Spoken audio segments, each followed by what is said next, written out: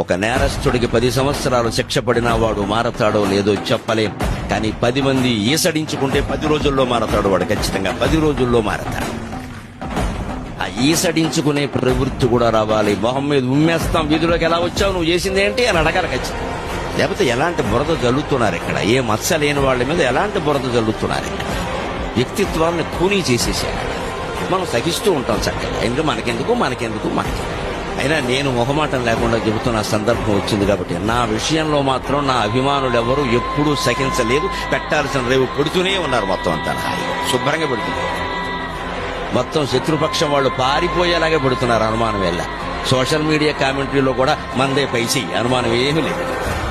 ధర్మానికి నిలబడతారనే విషయం తెలిసింది. మీకు అందరికీ సాదరంగా నమస్కారం చేస్తున్నా. నాకేం మొహమాటం. స్పందించాలి. ఇష్టం వచ్చినట్టు మాట్లాడితే నమ్మడమే. ఏది పడితే అలా కట్టుబడినప్పుడే ధర్మం లోకంలో నిలబడు.